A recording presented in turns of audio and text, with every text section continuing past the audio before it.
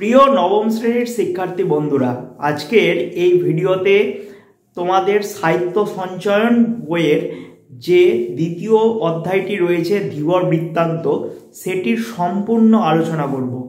আজকের এই ভিডিওতে আলোচনার মাধ্যমে তোমাদের বলে দিব যে কোন লাইন থেকে কি প্রশ্ন আসে। কাজেই ভিডিওটি শুরু থেকে শেষ অবধি দেখো। চ্যানেলে নতুন হলে চ্যানেলটিকে অবশ্যই সাবস্ক্রাইব করো, পাশের বেল আইকনে ক্লিক করো এবং তোমাদের মূল্যবান মতামত দিতে একদমই ভুলো না। এই ধীবর বৃত্তান্ত নাটকটি লিখেছেন মহাকবি কালিদাস। মহাকবি কালিদাসের জন্মস্থান এবং ঠিক কত সালে জন্ম সেটা নিয়ে সম্পূর্ণ বিতর্ক থাকলেও মনে করা হয় তিনি উজ্জয়িনীতে জন্মগ্রহণ করেন। তিনি ছিলেন প্রথম দিকে একদম সম্পূর্ণরূপে গণ্ডমূর্খ। বলা হয় দেবী সরস্বতীর কৃপা লাভের পর তিনি মহাকবিতে পরিণত হন। এরপর সংস্কৃত ভাষায় একের পর এক কাব্য রচনা করতে থাকেন। ঠিক তেমনি আমাদের এই ধীবর বৃত্তান্ত নাটকের যে অংশটি, সেটি অভিজ্ঞান শকুন্তলম নাটক থেকে নেওয়া হয়েছে। খুব সংক্ষিপ্ত একটি নাটক তোমাদের সিলেবাসে রয়েছে এবং এই নাটকটি সংস্কৃত থেকে বাংলাতে তর্জমা করেছেন সত্যনারায়ণ চক্রবর্তী। এবার আসা যাক আমাদের নাটকের মূল প্রেক্ষাপটে। নবম শ্রেণীর সাহিত্য সঞ্চয়নের দ্বিতীয় অধ্যায় রয়েছে ধীবর বৃত্তান্ত, লিখেছেন মহাকবি কালিদাস।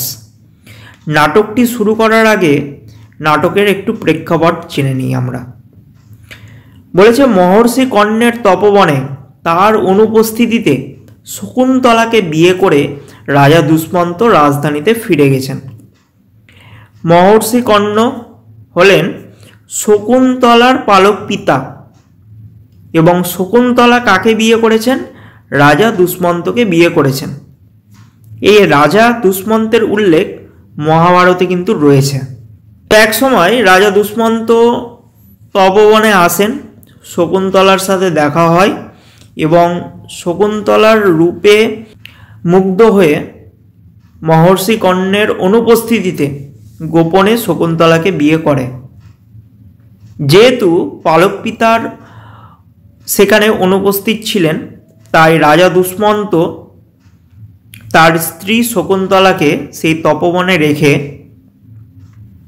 রাজধানীতে ফিরে যান। কিন্তু দীর্ঘ সময় পরেও শকুন্তলার খোঁজ নিতে কোনো দূত তপবনে এলো না। তো বহু মাস, বহু সময় কেটে গেছে, বহু বছর কেটে গেছে, তবুও রাজা দুষ্মন্ত কিন্তু শকুন্তলার খোঁজ নিতে কাউকে পাঠাননি। স্বামীর চিন্তায় যখন শকুন্তলা অন্যমনা, তখন তপবনে এলেন ঋষি দুর্বাসা। ঋষি দুর্বাসা আমাদের পুরাণে উল্লেখ রয়েছে, ইনি একজন মহামুনি ছিলেন এবং সামান্য রেগে গেলে সবাইকে অভিশাপ দিতেন। তো কাজেই কি হলো, শকুন্তলা তার টের না পেয়ে পাওয়ায় ঋষি অপমানিত বোধ করলেন। এখান থেকে প্রশ্ন আসে, ঋষি অপমানিত বোধ করলেন, এখানে কোন ঋষির কথা বলা হচ্ছে? তিনি কেন অপমানিত বোধ করলেন? ওই যে শকুন্তলা তার স্বামীর চিন্তায় মগ্ন ছিল, তাই ঋষি এসছেন, অতিথি যে সৎকার করতে হবে সেটারও ভ্রুক্ষেপ শকুন্তলার কিন্তু ছিল না। এই কারণে কিন্তু ঋষি দুর্বাসা এক্ষেত্রে অপমানিত বোধ হলেন। অভিশাপ দিলেন। কি অভিশাপ দিল? প্রশ্ন আসে, যার চিন্তায় সে মগ্ন সেই ব্যক্তি শকুন্তলাকে ভুলে যাবেন। অর্থাৎ শকুন্তলা কাকে চিন্তা করছিল? রাজা দুষ্মন্তকে চিন্তা করছিল। এবং ঋষি দুর্বাসা কিন্তু অভিশাপ দিয়েই বসলেন যে রাজা দুষ্মন্তের চিন্তা যেহেতু শকুন্তলা করছে, তাই রাজা দুষ্মন্ত সম্পূর্ণরূপে শকুন্তলাকে ভুলে যাবেন। শেষ পর্যন্ত সখী প্রিয়ংবদার অনুরোধে ঋষি বললেন যে প্রিয়ংবদা হলেন শকুন্তলার একজন প্রিয় সখী। তো শেষ পর্যন্ত অনেক কাকতি মিনতি করার পর প্রিয়ংবদার অনুরোধ ঋষি রাখলেন। মানে কিভাবে এই অভিশাপ থেকে শকুন্তলা মুক্ত হবে সেটার উপায় বলে দিলেন। কি বললেন? কোনো নিদর্শন দেখাতে পারলে তবে সাপের প্রভাব দূর হবে যদি রাজাকে শকুন্তলা কোনো নিদর্শন, কোনো চিহ্ন দেখাতে পারে, ব্যবহৃত কোনো জিনিস যদি দেখাতে পারে, তবে রাজা দুষ্মন্ত কিন্তু শকুন্তলাকে চিনতে পারবেন তার স্ত্রী হিসেবে। তো দুষ্মন্ত রাজধানীর উদ্দেশ্যে বিদায় গ্রহণের সময় শকুন্তলাকে যে আংটিটি পরিয়ে দিয়েছিল, সখীরা মনে করলেন সেই আংটিটাই হবে ভবিষ্যতের স্মারক চিহ্ন। প্রশ্ন আসে, সেই আংটিটিই হবে ভবিষ্যতের স্মারক চিহ্ন। কোন আংটির কথা বলা হচ্ছে? আসলে রাজা দুষ্মন্ত যখন শকুন্তলাকে বিয়ে করেছিলেন তখন উপহার স্বরূপ একটি মণিখচিত আংটি শকুন্তলাকে উপহার হিসাবে দিয়েছিলেন এবং দিয়ে তিনি তার রাজধানীতে চলে যান। এমন সময় হয়েছে কি, মহর্ষি কর্ণ তীর্থ থেকে ফিরে এসে শকুন্তলাকে পতিগৃহে পাঠানোর আয়োজন করলেন। এদিকে মহর্ষি কর্ণ তীর্থযাত্রা সেরে তার তপবনে ফিরে এসেছেন এবং সমস্ত বৃত্তান্ত শুনলেন, শকুন্তলার এই বিয়ের কথা শুনলেন। তো শোনার পর মহর্ষি কর্ণ শকুন্তলাকে তার পতিগৃহে অর্থাৎ রাজা দুষ্মন্তের রাজধানীতে পাঠানোর একটা বন্দোবস্ত শুরু করলেন। কিন্তু ঋষি দুর্বাসার তো অভিশাপ রয়েছে, মহাবিপদ একটা। তাই দুষ্মন্ত সমীপে উপস্থিত হলেও, অর্থাৎ সামনে, সমীপে শব্দের অর্থ হলো সামনে, সামনে উপস্থিত হলে তিনি শকুন্তলাকে চিনতেও পারলেন না। এদিকে পথে শচীতীর্থে স্নানের পর অঞ্জলি দেওয়ার সময় হাত থেকে খুলে পড়ে গেছে শকুন্তলার হাতের আংটি। শচীতীর্থ একটা তীর্থ জায়গা, পৌরাণিক তীর্থ, সেখানে স্নানের সময়, অঞ্জলি দেওয়ার সময় হঠাৎ করে শকুন্তলার অজান্তেই তার হাতের আংটিটি খুলে পড়ে যায়। শকুন্তলা অপমানিত হলেন রাজসভায়। খুব ইম্পর্টেন্ট লাইন, প্রশ্ন আসে যে শকুন্তলা অপমানিত হলেন কোথায়? রাজসভায়। শকুন্তলা রাজসভায় কেন অপমানিত হলেন? 3 নম্বর 2 নম্বরের প্রশ্ন কিন্তু আসে। ঘটনাক্রমে সেই আংটি পেল এক ধীবর। ধীবর শব্দের অর্থ হলো জেলে। এবার আমাদের নাটকটি শুরু হবে। এক্ষেত্রে একটা কথা বলে রাখি, এই ধীবর অর্থাৎ জেলে, আমরা নাটকটি যখন পড়ব তখন আরও বিস্তারিত জানব। চক্রাবতারে থাকেন। এই পেশায় যেহেতু তিনি জেলে, তাই এক সময় তিনি যখন মাছ ধরেছিলেন তখন একটি রুই মাছ পান। সেই রুই মাছের পেটের মধ্যে এই শকুন্তলার আংটিটি ছিল। রুই মাছ যখন কাটা হলো তখন যে আংটিটি পাওয়া গিয়েছিল, সেই আংটিটির হইচই পড়তেই রাজা দুষ্মন্তের শ্যালক এবং 2 রক্ষী সূচক এবং জানুকের নজরে আসে এবং তাকে চোর সন্দেহে হাত বেঁধে রাজার সামনে উপস্থিত করার একটা বন্দোবস্ত তারা করে। তো বলেছে কি, আমাদের নাটকে আসা যাক এবার। তারপর নগর রক্ষায় নিযুক্ত রাজশ্যালক হচ্ছে রাজার শালাবাবু, ইনি নগর রক্ষা করেন, এবং পিছনে হাত বাঁধা অবস্থায় এক পুরুষ অর্থাৎ এখানে ধীবর, পুরুষকে সঙ্গে নিয়ে 2 রক্ষীর প্রবেশ। 2 রক্ষীর নাম আমরা পরবর্তীকালে জানবো, তবে এখনই বলে দিচ্ছি 2 রক্ষীর নাম হচ্ছে সূচক এবং জানুক। জানুক হলেন প্রথম রক্ষী এবং দ্বিতীয় রক্ষী হলেন সূচক, এটা মাথায় রাখবে। 2 রক্ষী তখন তাড়াহুড়া করে তখন বলছে, যে তাড়না করে বলছে, ওরে বেটা চোর, বল মণিখচিত রাজার নাম খোদাই করা এই রাজার আংটিটি তুই কোথায় পেলি? পুরুষ অর্থাৎ ধীবর ভয় পাওয়ার অভিনয় করে বলছে, আপনারা শান্ত হন, আমি এরকম কাজ অর্থাৎ চুরি করিনি। প্রশ্ন আসে, এরকম কাজ আমি করিনি। কে কথাটা বলছে? ধীবর কথাটি বলছে। প্রশ্ন কিন্তু আসে, তোমরা আন্ডারলাইন করে রাখো। প্রথম রক্ষী তখন বলছে, প্রথম রক্ষী মানে জানুক, এখানে বলছে যে তবে কি তোকে সৎ ব্রাহ্মণ বিবেচনা করে রাজা এটা দান করেছেন? প্রশ্ন আসে, সৎ ব্রাহ্মণ বিবেচনা করে মানে ভালো ব্রাহ্মণ বিবেচনা করে রাজা কি এটা উপহার স্বরূপ তোকে কি দান করেছে? কে বলেছে কথাটা? প্রথম রক্ষী বলেছে। প্রথম রক্ষীর নাম কি? জানুক। তখন পুরুষ বলছে যে আপনারা অনুগ্রহ করে শুনুন, আমি একজন জেলে, চক্রাবতারে আমি থাকি। চক্রাবতার হচ্ছে একটা জায়গার নাম যেখানে জেলে থাকে, আমরা বুঝতে পারলাম। দ্বিতীয় রক্ষী সূচক তখন বলছে যে বেটা বাটপার অর্থাৎ জোচ্চর, আমরা কি তোর জাতির কথা জিজ্ঞাসা করেছি? শ্যালক তখন উত্তর দিচ্ছে যে সূচক, একে পূর্বাপর সব বলতে দাও। এই যে নাম পেলাম আমরা, সূচক।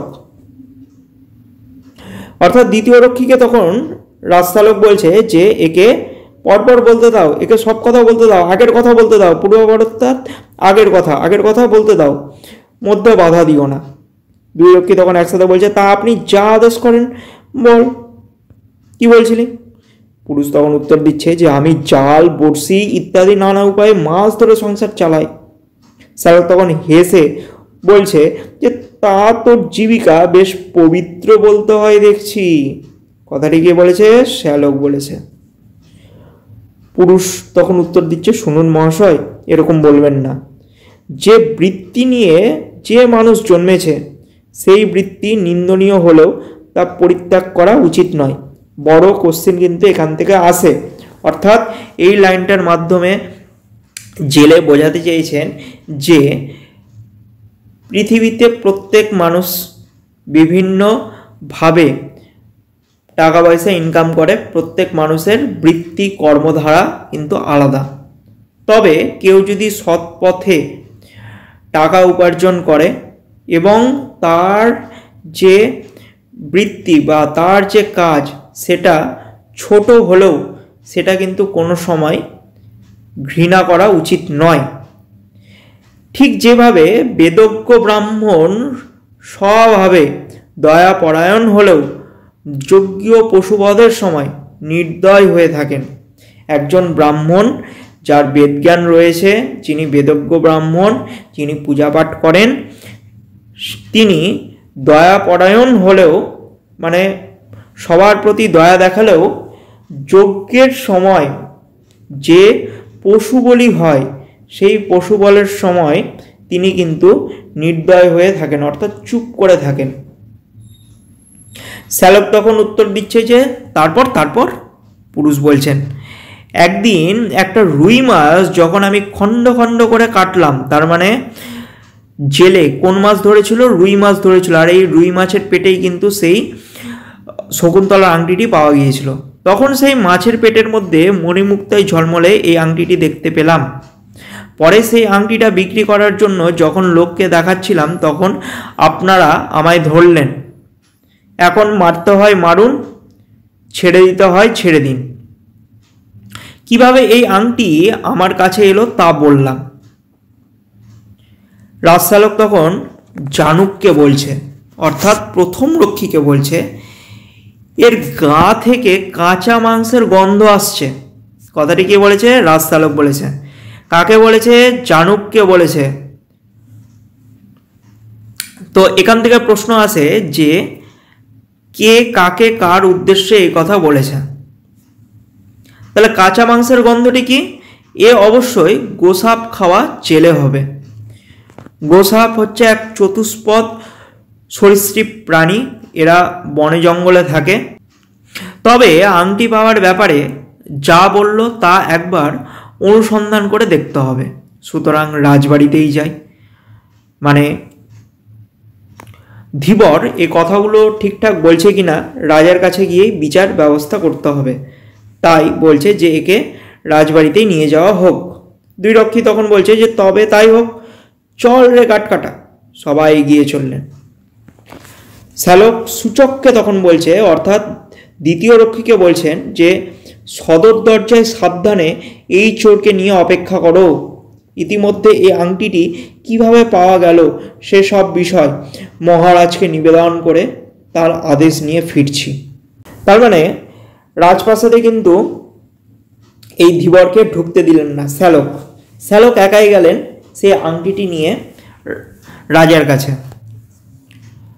তখন দুই রক্ষী বলছে যে আপনি প্রবেশ করুন, মানে রাজশ্যালককে বলছে যে আপনিই যান, আমরা এই চোরকে নিয়ে বাইরে দাঁড়িয়ে রয়েছি।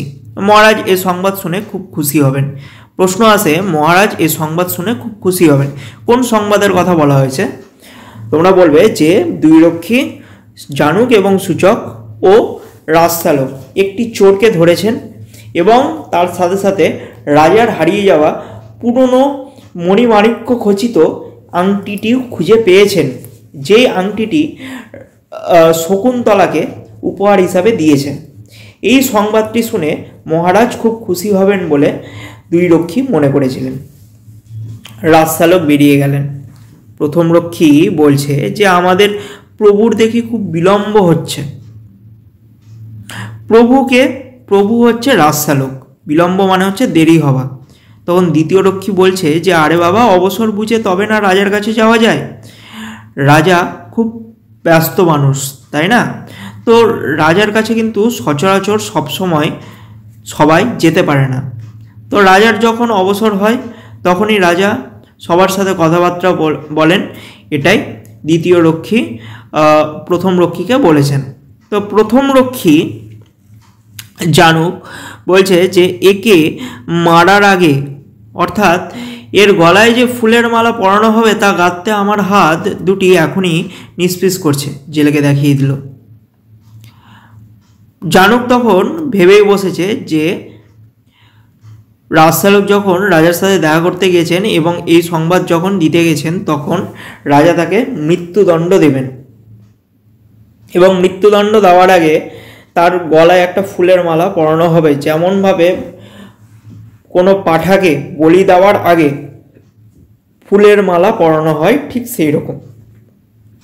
তো সেই মালাটা গাঁথতে প্রথম রক্ষী জানুকের হাত কি করছে? নিষ্পিস করছে, উসখুস করছে, কখন সেই মালাটা গাঁথবে। এটার আনন্দে তার হাত দুটো কি করছে? নিষ্পিস করছে। পুরুষ জেলে তখন বলছে যে মহাশয়, বিনা দোষে আমাকে মারবেন না। দ্বিতীয় রক্ষী তাকিয়ে দেখে, এই তো আমাদের প্রভু মহারাজের হুকুমনামা হাতে নিয়ে এগিয়ে আসছে। হয় তোকে শকুনি দিয়ে খাওয়ানো হবে, না হয় কুকুর দিয়ে খাওয়ানো হবে। অনেকে অনেক কিছু ভাবতে লাগলো এই আনন্দে যে এই তো আমাদের প্রভু। এখানে কার কথা বলা হচ্ছে? রাজচালকের কথা বলা হচ্ছে। রাজচালক প্রবেশ করে। তখন রাজচালক বলছে যে সূচক, এই ছেলেকে ছেড়ে দাও। আংটিটি পাওয়ার ব্যাপারে এ যা বলছে তা সব সত্যি বলে প্রমাণিত হয়েছে। সূচক তখন বলছে তা প্রভু যা আদেশ করেন। দ্বিতীয় রক্ষী তখন বলছে যে এই জেলে জমের বাড়ি গিয়ে আবার ফিরে এলো। প্রশ্ন আছে এখানে, এই জেলে জমের বাড়ি গিয়ে আবার ফিরে এলো, কে বলেছেন কথাটা? দ্বিতীয় রক্ষী এ কথাটি বলেছে। আবার এখান থেকেও প্রশ্ন আছে যে এই জেলেকে ছেড়ে দাও, কে কাকে এই কথাটি বলেছে? রাজচালক সূচককে এই কথাটি বলেছে। দ্বিতীয় রক্ষী তখন বলছে যে এই জেলে জমের বাড়ি গিয়ে আবার ফিরে এলো। রাজা জেলের হাতের বাঁধন খুলে দিল। পুরুষ তখন জেলে শ্যালককে প্রণাম করে বলছে যে প্রভু, আজ আমার সংসার চলবে কিভাবে? শ্যালক তখন বলছেন যে মহারাজ আংটির মূল্যের সমান পরিমাণ এই অর্থ খুশি হয়ে তোমায় দিয়েছেন। প্রশ্ন আছে যে এই অর্থ খুশি হয়ে তোমায় দিয়েছেন, কে, কিরকম অর্থ, কাকে দিয়েছেন? রাজা দুষ্মন্ত তার আংটির মূল্যের সমপরিমাণ অর্থ রাজচালককে দিয়ে পাঠিয়েছেন এই জেলেকে দেওয়ার জন্য। পুরুষ জেলে তখন প্রণাম করে গ্রহণ করে বলছে যে প্রভু, অনুগৃহীত হলাম। সূচক বলছে এ কি যাতা অনুগ্রহ, এ যে শুল থেকে নামিয়ে একেবারে হাতির পিঠে চড়িয়ে দেওয়া হলো। দাঁড়াও, এখানে একেবারে হাতির পিঠে চড়িয়ে দেওয়া হলো, এই যে শুল থেকে নামিয়ে একেবারে হাতির পিঠে চড়িয়ে দেওয়া হলো, কে কথাটি বলেছে? সূচক কথাটি বলেছে। জানুক তখন বলছে যে হুজুর, যে পরিমাণ পরিতোষক দেখছি, পরিতোষক বলতে বোঝায় উপহার, ভেট, তা বোঝা যাচ্ছে সেই আংটিটা রাজার খুব প্রিয় ছিল। কোন রাজার কথা? রাজা দুষ্মন্তের কথা। কোন আংটির কথা? শকুন্তলাকে দেওয়া আংটির কথা এখানে বলা হচ্ছে। শ্যালক তখন বলছে যে দামি রত্ন বসানো বলেই আংটিটা রাজার কাছে মূল্যবান মনে হয়েছে, এমনটা আমার মনে হয় না। সে আংটি দেখে মহারাজের কোনো প্রিয়জনের কথা মনে পড়েছে। প্রশ্ন আছে এখানেও, কথাটি কি বলেছে? শ্যালক বলেছে। প্রিয়জন বলতে এখানে কার কথা বলা হচ্ছে? শকুন্তলার কথা বলা হচ্ছে। স্বভাবতই গম্ভীর প্রকৃতি হলেও মুহূর্তের জন্য রাজা বিহ্বলভাবে চেয়ে রইলেন। আংটিটি দেখে রাজা দুষ্মন্তের তার স্ত্রী শকুন্তলার কথা মনে পড়ে গেছে। এই জন্য গম্ভীরভাবে রাজা এক দৃষ্টে আংটিটির দিকে তাকিয়ে একবারে ভাবলেশহীন হয়ে পড়েছিলেন। সূচক বলছে যে তাহলে আপনি মহারাজের একটা সেবা করলেন বলতে হয়। মানে সূচক এখানে বলতে চাইছে যে জেলে রাজার অনেক উপকার করলেন, রাজার কিছু সেবা করলেন। জানুক তার চেয়ে বলো এই জেলের সেবা করলেন, জেলেকে হিংসা ভরা দৃষ্টিতে দেখলেন। মানে জানুক তখন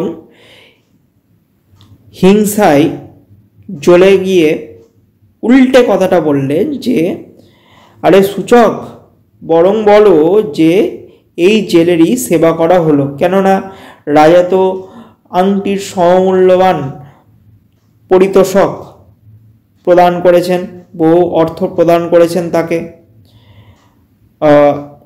যেই অর্থের হিসাব কোনোভাবেই কিন্তু মাপা যাবে না, কোনোদিনও মাপা যাবে না। পুরুষ জেলে তখন বলছে যে মহাশয়, এই পরিতোষকের অর্ধেক আপনাদের ফুলের দাম হিসাবে দিচ্ছি। জানো এটা তুমি ঠিকই বলেছ। জানুক তখন বলছে যে এটা তুমি ঠিকই বলেছো, মানে জেলে ভাবছে যে বহু পরিমাণ অর্থ তাকে দিয়েছে, এই অর্থ নিয়ে যাওয়াটা কি ঠিক হবে না ইত্যাদি। তো জেলে তখন এই সিদ্ধান্তটাও নিয়েছিল যে যে পরিমাণ পরিতোষক অর্থাৎ যে পরিমাণ ভেট, যে পরিমাণ উপহার, যে পরিমাণ অর্থ জেলেকে রাজা দিয়েছেন তার অর্ধেক পরিমাণ ফুলের দাম হিসাবে দুই রক্ষীকে প্রদান করবে বলে এই সিদ্ধান্তটা নিয়েছেন। তো জানুকও বলছে যে এই সুযোগ কি হাতছাড়া করা যায়? তুমি ঠিকই বলেছ, দাও তবে, জেলেকে বলছে। শ্যালক তখন বলছে শোনো ধীবর, এখন থেকে তুমি আমার একজন বিশিষ্ট প্রিয় বন্ধু হলে। এখান থেকে প্রশ্ন আসে যে তুমি আমার একজন বিশিষ্ট প্রিয় বন্ধু হলে, এখানে কে কাকে এই কথাটি বলেছে? রাজশ্যালক ধীবরকে এই কথাটি বলেছে। নাটকটি এখানে শেষ হলো, যদিও নাটকটি বিশাল বড় এবং এর তর্জমা করেছেন সত্যনারায়ণ চক্রবর্তী। তর্জমা বলতে বোঝায় যে কোনো এক ভাষা থেকে আমাদের মাতৃভাষাতে যে অনুবাদ করা হয় সেটাকে বলা হয়ে থাকে তর্জমা। যেমন এই নাটকটি মহাকবি কালিদাস লিখেছেন, কোন ভাষাতে লিখেছেন? সংস্কৃত ভাষাতে লিখেছেন। সংস্কৃত থেকে বাংলাতে অনুবাদ করেছেন সত্যনারায়ণ চক্রবর্তী। এই যে অনুবাদ করাটা, এটাকেই বলছে তর্জমা। আশা করি নাটকের সম্পূর্ণ আলোচনাটি তোমাদের ভালো লাগলো। যদি ভালো লেগে থাকে অবশ্যই একটা লাইক করো, চ্যানেলে নতুন হলে চ্যানেলটিকে অবশ্যই সাবস্ক্রাইব করে পাশের বেল আইকনে ক্লিক করতে কিন্তু একদমই ভুলো না।